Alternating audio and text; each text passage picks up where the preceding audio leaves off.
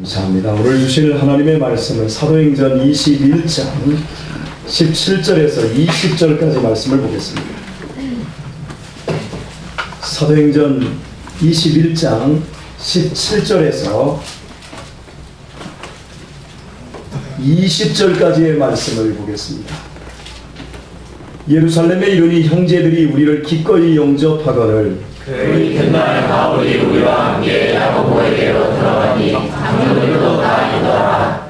바울이 문안하고 하나님이 자기의 봉사로 말미암아 이방 가운데서 하신 일을 낱낱이 고하니 저희가 듣고 하나님의 영광을 돌리고 바울로 이르되 형제여 그래도 오는 바에 이들 중에 믿는 자 수만 명이 있으니 다 율법에 열심히 믿더라. 아멘.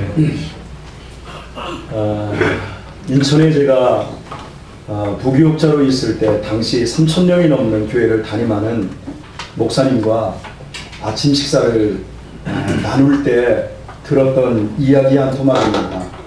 그리고 그분은 그 책에, 당신의 책에도 이 이야기를 기록을 해 두었던 것을 제가 기억합니다. 어느 날 교회 뒷마당에 강아지 2마리가 돌아다니기 시작하는데 이른 봄이었답니다. 관리 집사님이 어디서 데려다 키우는 강아지들이더랍니다. 관리 집사님이 특별히 정성과 사랑을 쏟으며 키우는데 근데 강아지 이름이 수육이고 한 마리는 전골이더랍니다. 그리고 여름이 지나자 그렇게 사랑하던 개가 안 보이더라는 거예요. 여러분, 아무리 사랑하고 아무리 정성을 다해도 그 목적이 중요합니다. 모든 사랑과 정성이 집중되어 있는데 결국에는 수욕과 전골의 신세를 면할 수 없다. 오늘 전체적인 기조에서 오늘 설교의 말씀을 바로 이 기조에서 보게 될 것입니다. 얼마 전에 우리 지역에 사는 80이 다 되신 장로님 한 분에게 제가 시집을 받았습니다. 근데 그분이 평생을 살아오면서 보니까 교인의 종류가 이렇게 구분된다고 합니다. 첫째는 인력거 교인이 있답니다. 누군가가 앞에서 끌어주어야만 교회를 나올 수 있답니다. 둘째는 나룻배 교인입니다. 노를 뒤에서 젓듯이 누군가가 뒤에서 밀어줘야만이 신앙생활이 지속 가능하답니다. 셋째는 연과 같은 교인이 있답니다.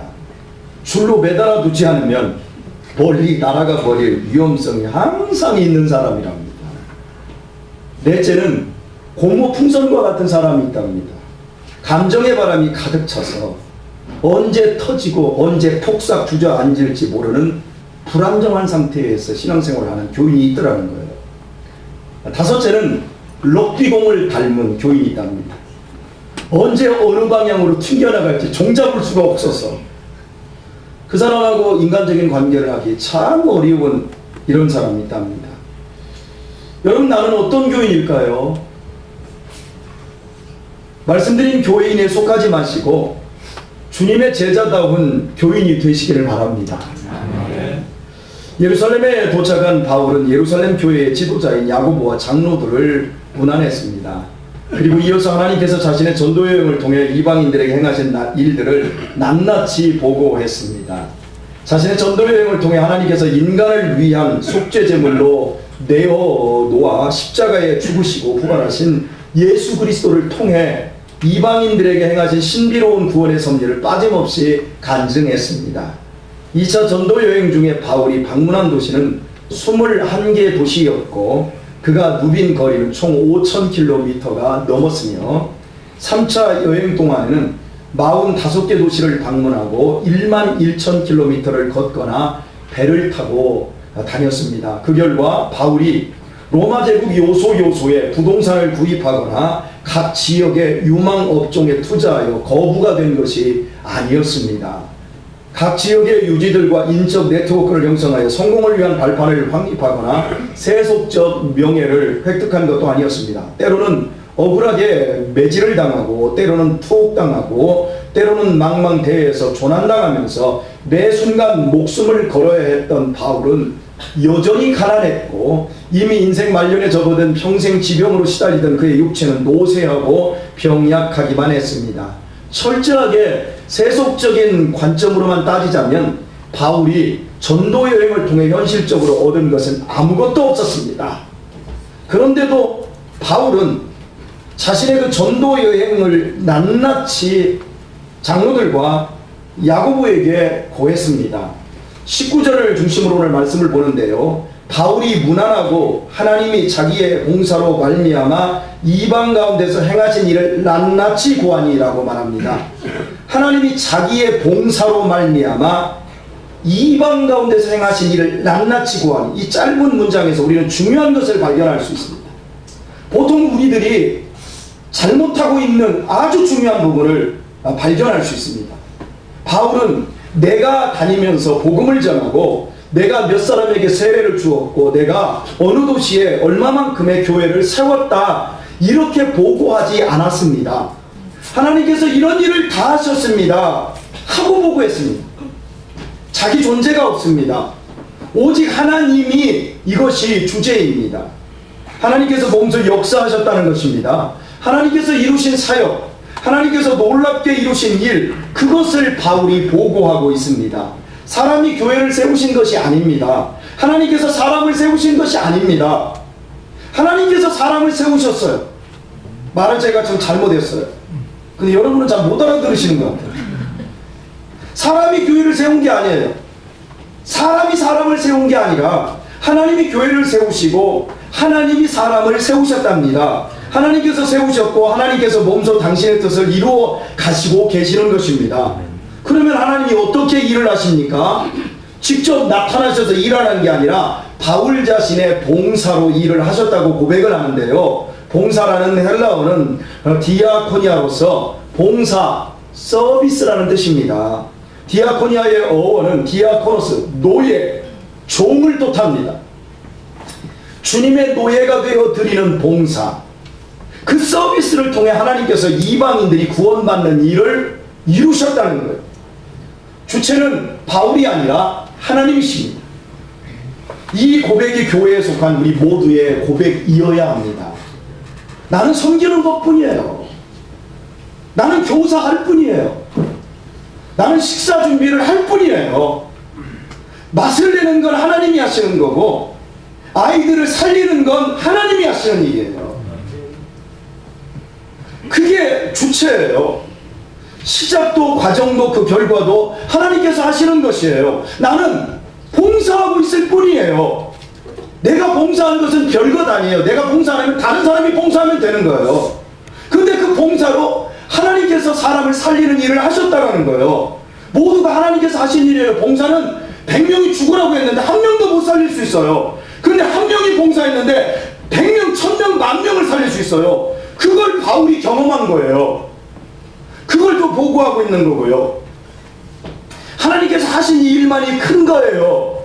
그것을 보고했을 때 듣는 모든 이들이 하나님께 영광을 돌렸습니다. 왜냐하면 야고보와 예루살렘 교회의 장로들 역시 이런 교회 사역의 원리를 잘 알고 있었기 때문입니다.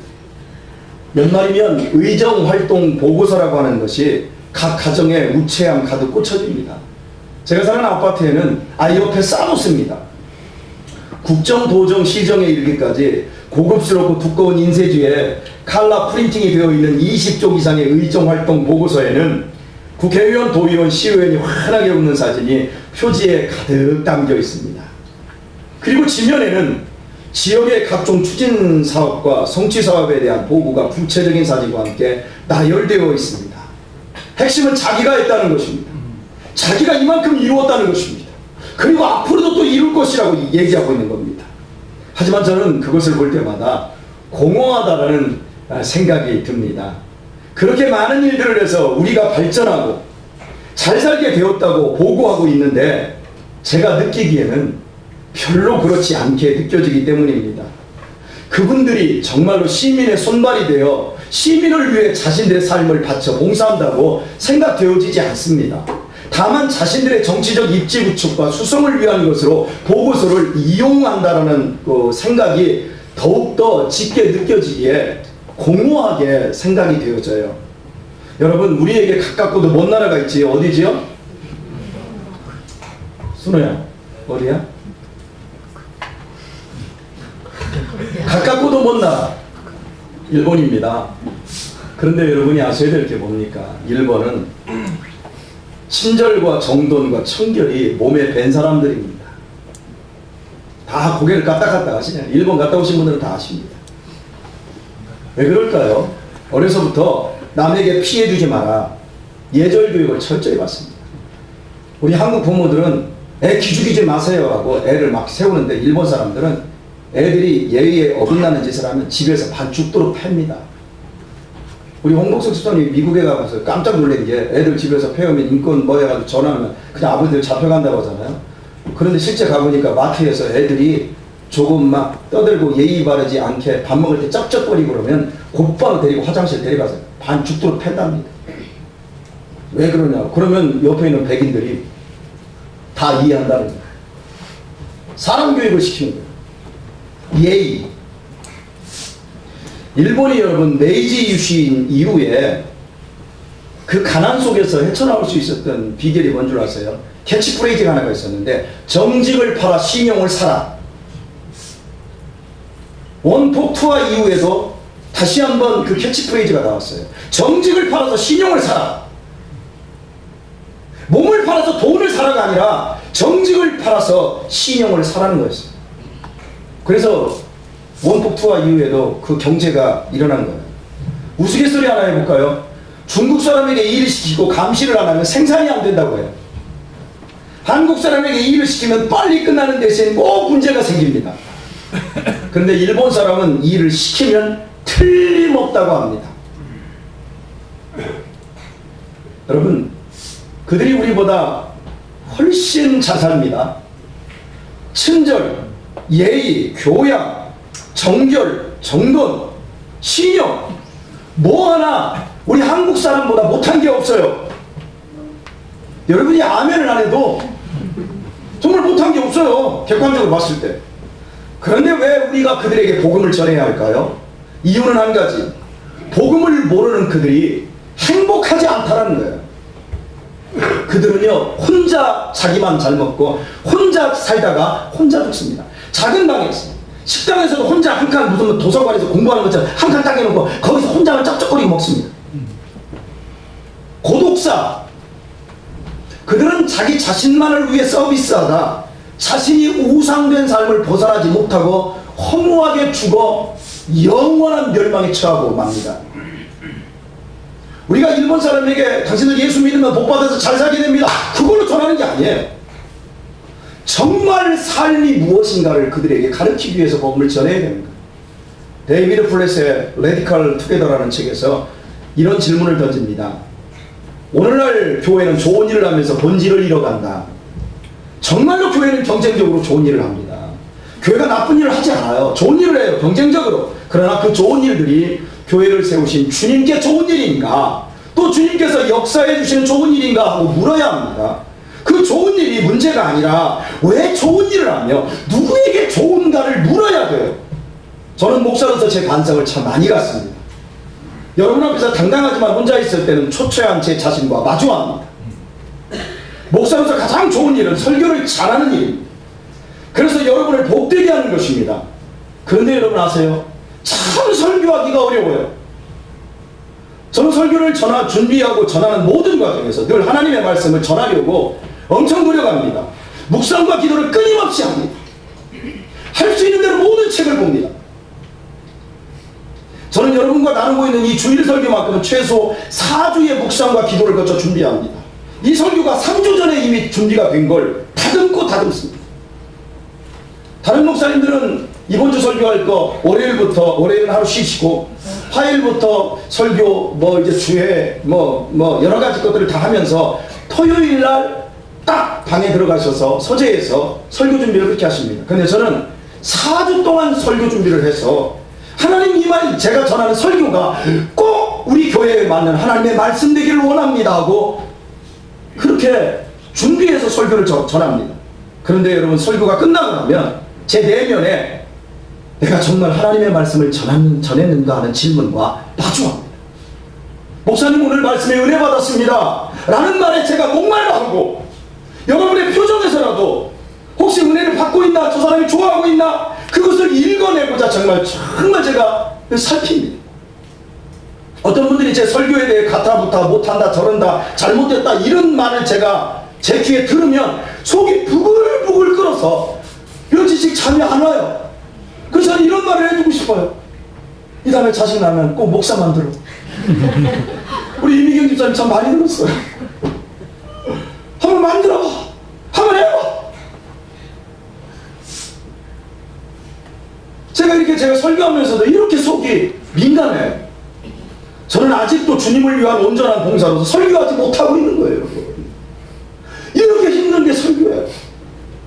여러분은 그냥 ቁ뻑ቁ뻑 앉아서 그냥 듣고, 오늘 좋네, 말지, 다리 딱 꼬고 앉아가지고 설교 딱 평가하고 감정하고 딱 그래버립니다. 괜찮습니다, 여러분은. 여러분, 정말 주님을 위한 봉사라면 제가 말씀을 전한 후에 하나님이 드러나고 하나님이 일하시는 것에 제가 그냥 만족하면 끝나는 거예요. 여러분 역시 제 설교를 듣고 나면 제 설교를 잊어버려야 되고 하나님과 복음 진리가 생각나야 돼요. 여러분 한번 질문해 볼까요? 여러분은 제 설교를 듣고 하나님을 생각하십니까? 제 설교에 대한 평가거리가 생각나십니까? 지연아, 내 설교 들으면 하나님이 생각나, 목사님의 설교거리 중에 평가할 게 생각나? 둘 다.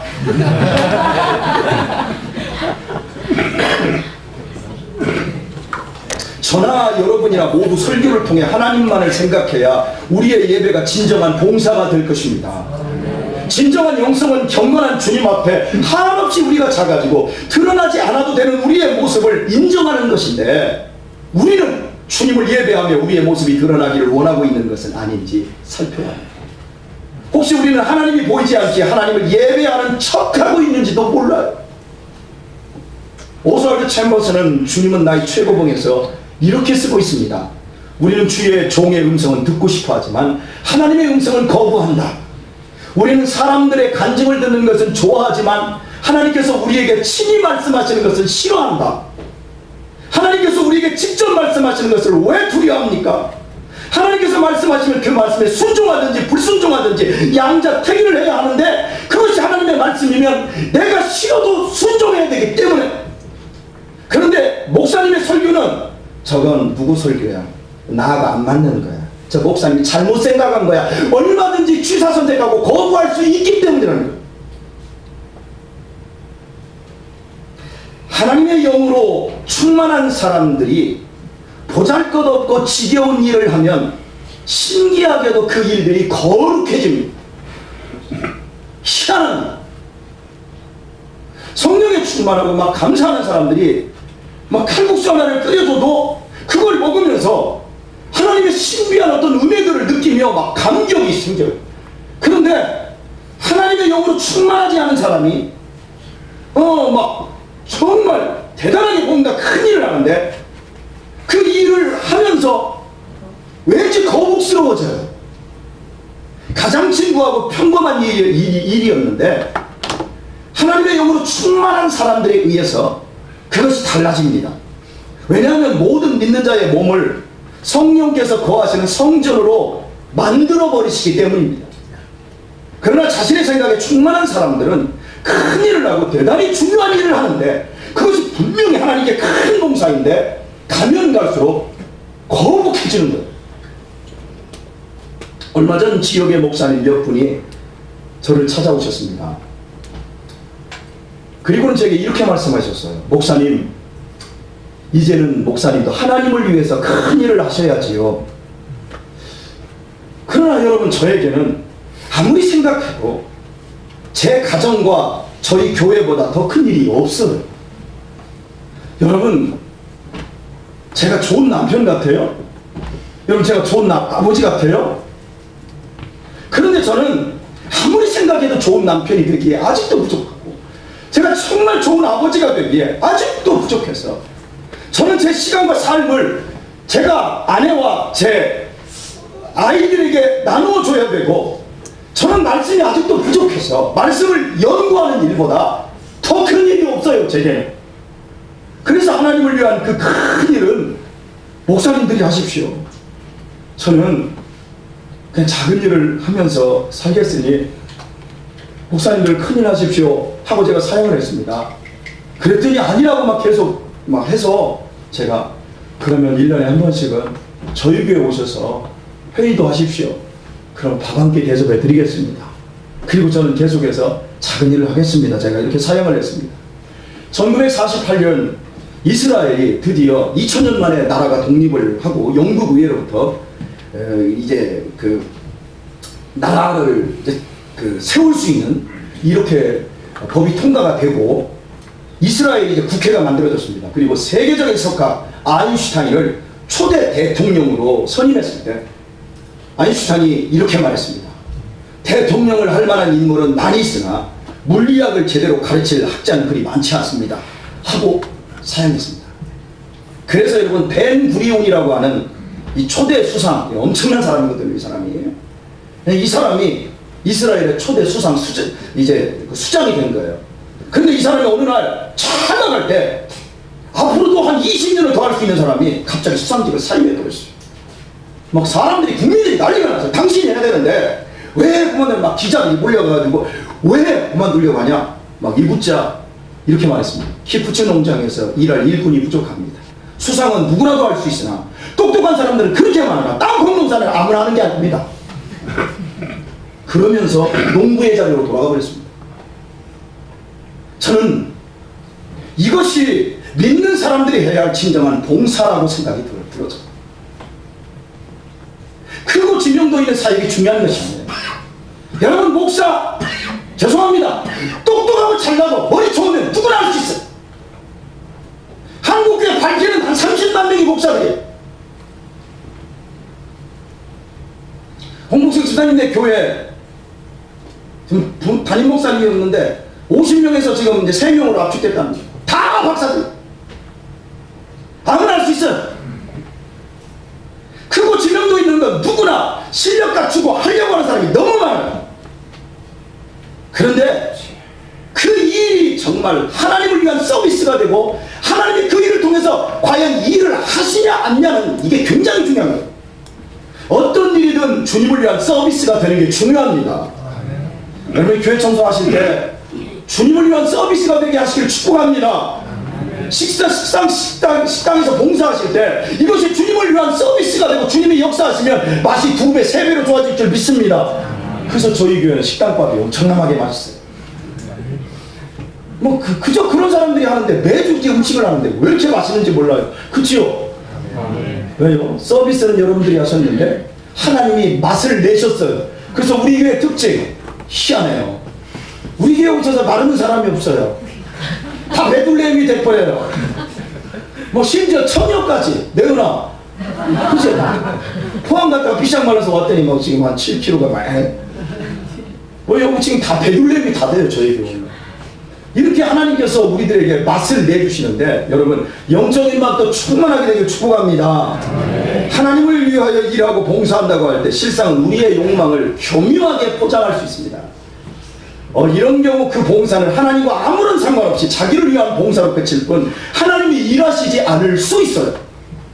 저는 능력 있고 뛰어난 사람들이 정치를 해야 한다고 말을 하는데 저는 그렇게 생각하지 않습니다.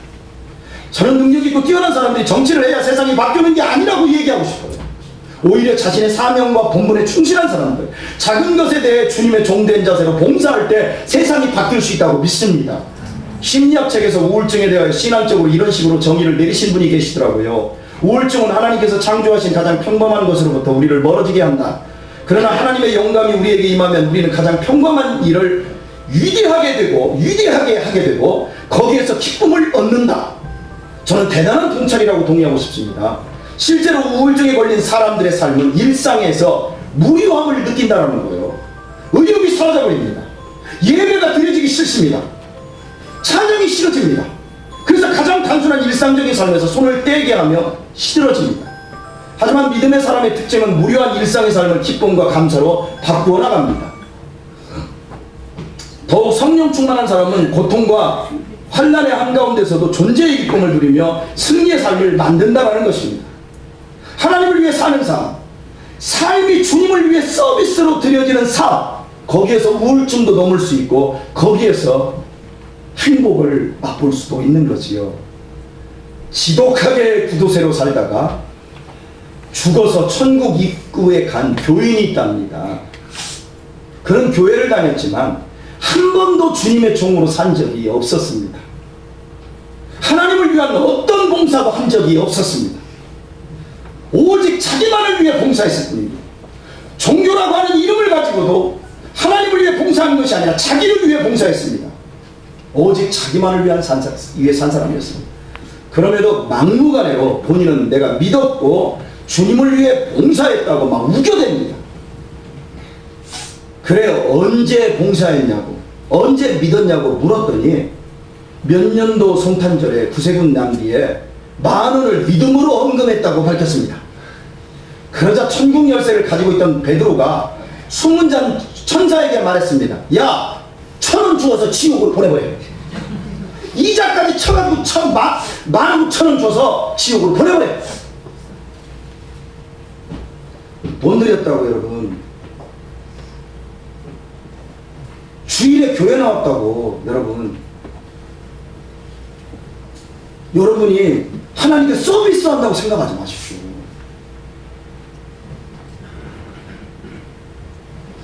우리보다 더 자기 종교 처소에 열심히 다니는 사람도 있고요. 우리보다 더 많이 사회적으로 좋은 일을 하는 데 돈을 들이는 사람도 있어요. 중요한 것은 우리의 돈이, 우리의 삶이 진정으로 하나님을 향한 봉사로 드려진 믿음 생활을 했는가입니다. 그리고 하나님께서 우리의 이런 서비스를 통해 사람을 살리는 일을 했느냐 하는 거예요.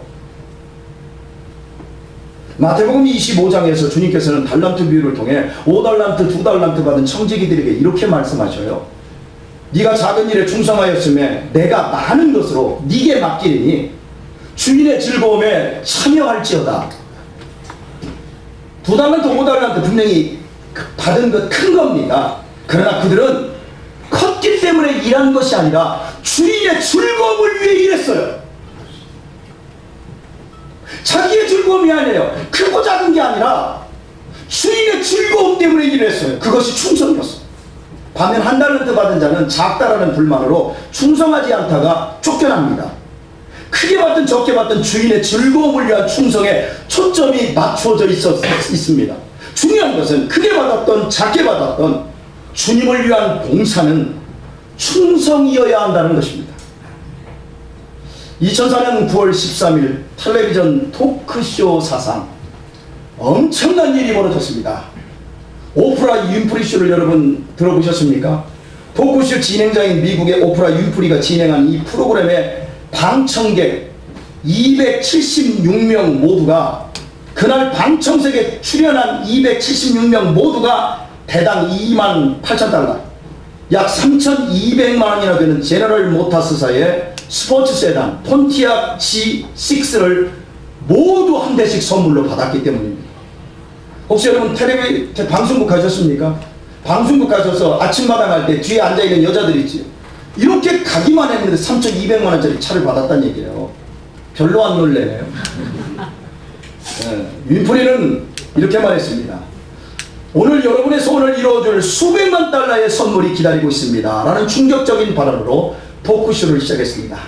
그는 곧 이어 방청객 11명의 이름을 부르며 이들을 무대로 초대했습니다. 그리고는 여러분 모두 새 차를 기다리십시오. 축하드립니다. 얼떨결에 불려나온 방청객들에게 주어진 것은 폰티악 자동차의 열쇠였습니다. 순간 스튜디오의 방청객들은 막 경악을 했습니다. 어떻게 저 11명에게 3,200만 원짜리 차를 한 명씩 다 줄 수 있느냐? 여러분, 방청석에 앉아있는 사람들은 그걸 지켜보면서 얼마나 부러웠겠어요. 그 이름 불려서 나갔는데 막 차를 줘버리니까. 그런데 다시 윈프리가 말합니다. 11명을 제외한 방청객들에게 작은 상자가 하나씩 나눠지고 윈프리가 말합니다. 상자에는 12번째 폰티악의 열쇠가 들어있다고 알려주었습니다. 방청객들은 조심스럽게 행운의 기대를 가지고 각자의 상자를 열었을 때 또다시 놀라운 일이 발생했습니다. 나머지 모든 상자에도 3,200만 원이 넘는 자동차 열쇠가 들어있었던 것입니다. 생각지 못했던 그 가난한 사람들이, 차가 필요한 가난한 사람들이 선물을 받은 그 방청객들은 너무나도 막 좋아서 아우성을 지르며 서로 껴안고 어쩔 줄을 몰라 했습니다. 오 맙소사, 믿을 수가 없어요 등의 막 감탄사가 여기저기서 터져나왔어요. 윈프리는 막 기뻐서 무대를 껑충껑충 뛰며 모두가 한 대씩 받았어요, 모두가 한 대씩 받았어요 말을 연달아 외치면서 기뻐 막 춤을 추는 거예요. 이렇게 설교하는 걸 좋은 분이 계시네. 이야, 강적이십니다. 할렐루야. 그래서 한번 영상 한번 보도록 하십시다. 영상 한번 보겠습니다. 불 오프해 주시고요. 여기 강대상 불 다 꺼주시고요. 잘 화면이 흐릿해서요. 한번 보세요. 너무 앞에서부터 하면 예. 1분 좀 넘어간 자리에서부터 1분 이 정도 했어요. 넘어갑시다. 왜 꺼졌나요? 안에 적어요. 음량을 왜 줄였어요?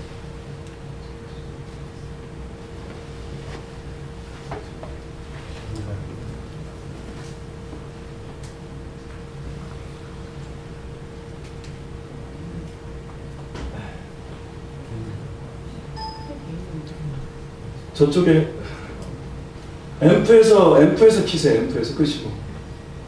제가 아까 세팅해놓은 거 만졌어요? 켜보세요.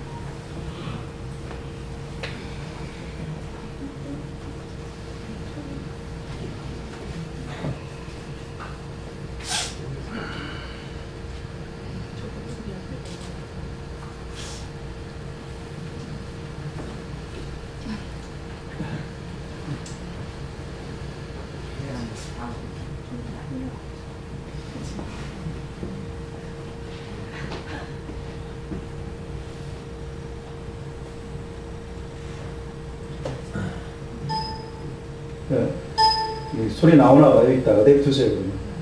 네, 소리 나올 때 됐습니다.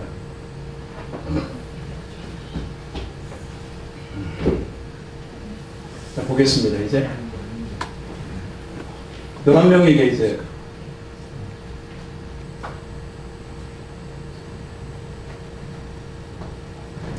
아니에요. 왜 소리가 안 나오죠?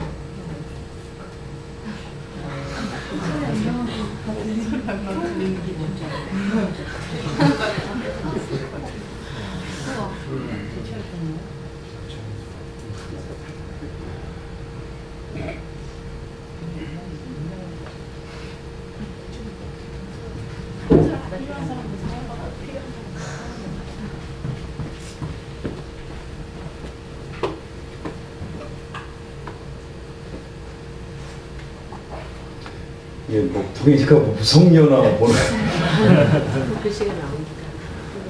그 앰프에서 잘못된 거 아닌가요? 컴퓨터 잘못입니까?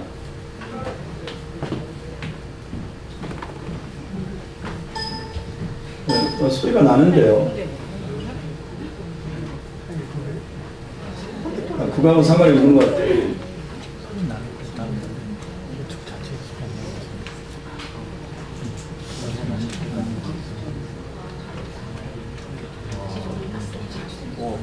예. 예. 상자 하나씩 줍니다. 마지막 12번째. 누구나 다 기대를 가지고 있겠죠?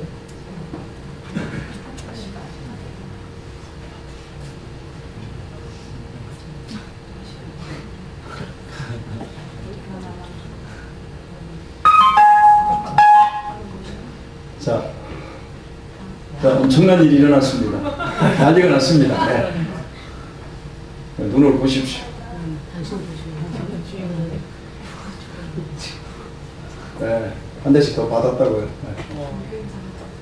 276명 전화. 저 난리가 났습니다. 나 돼지꿈 꿨는데 뭐.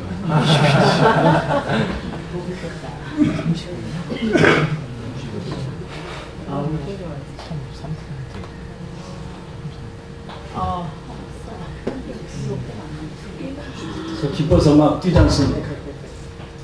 예. 됐습니다. 예. 네, 찾으러 가고 있습니다. 이제 차. 예.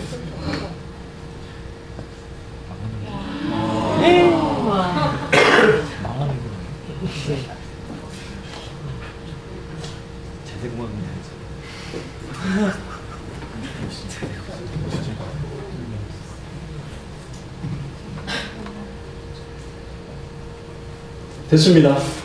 끝이죠. 저게 지금 소리까지 나오면 저들이 얼마나 감격하고 막 열광하고 있는가를 이게 전달이 되는데, 이게 은혜가 안 되네요. 네. 네, 감사합니다. 저 보겠습니다. 여기 오프라 윈프리가 토크쇼를 진행하기 전 미리 공지를 통해서 자동차가 필요한 가난한 사람들을 찾았습니다. 정말 자동차가 필요한데 돈이 없어서 뭔가를 할 수 없는 사람들. 그리고 당일 오프라 윈프리 쇼에 참여한 방청객들 모두에게는 자동차를 선물하겠다는 약속을 했습니다. 그 얘기를 들었던 많은 사람들이 어떻게 한두 명도 아니고 그 많은 방청객들에게 자동차를 줄 수 있을까 반신반의했습니다. 그건 절대 지킬 수 없는 약속이라며 오지 않는 사람들도 있었지만 실제로 그 말을 믿고 모든 자신의 약속을 취소하고 그 자리에 참여한 사람들이 대부분이었습니다. 그리고 오프라 윈프리는 그 약속을 지켰습니다. 당시 이 사건은 많은 사람들에게 적지 않은 충격파를 던졌습니다. 이날의 주인공은 약속을 지킨 사람 오프라 윈프리와 약속을 받고 믿음으로 그 자리에 나온 방청객 모두의 몫이었습니다. 이날의 축제를 위해 사용된 돈은 총 90억 원이 넘었으며 그 돈은 오프라 윈프리와 GM의 헌신으로 이루어졌습니다. 이렇게 수많은 사람들에게 기쁨과 희망을 심어준 오프라 윈프리는 매우 불행한 과거를 가진 여인이었습니다. 그녀는 작은 시골 마을에서 사생아로 태어나 어린 시절 엄한 할아버지와 할머니의 사랑에서 학대받으면서 자라났습니다. 그녀는 9살 때 삼촌에게 성폭행을 당한 뒤로 몇 명의 친척들과 주변 사람들에게 성폭행을 계속해서 당했으며 14살의 나이에 아이를 낳습니다. 아이는 몇 개월 만에 죽었고 그녀는 마약을 했고 비만에 빠져 인생을 포기했던 여인이었습니다. 그러나 그녀는 이 모든 악조건을 극복하고 미국을 움직이는 가장 영향력 있는 100명 중 1위로 선정되었고 하퍼 엔터테인먼트 그룹을 설립하여 2004년 당시 6억 달러, 한화 우리나라 돈 8,775억 원의 갑부가 되었고 현재 그의 자산은 3조가 넘는답니다. 이렇게 된 그녀의 힘은, 그 원동력은 가난과 아픔을 자신에게 준 그것이 하나님의 사명이었다라고 받아들일 수 있었기 때문이라고 말을 합니다. 가난과 아픔이 하나님이 내게 주신 사명이래.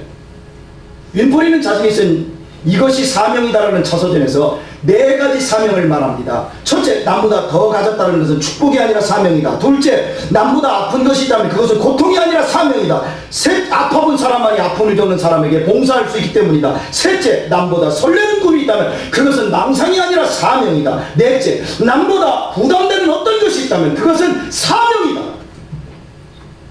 그가 사명이라고 말한 대로 그는 실제로 이 사명을 위해서 자신을 봉사로, 그리고 그 봉사할 때 하나님께서 많은 사람들을 살리고 일으켜 세울 수 있게 했습니다. 그의 자산 3조 원은 모두 사회에 환원하겠다고 합니다. 말씀을 맺습니다. 주 안에서 사랑하는 교우 여러분, 우리는 누구입니까?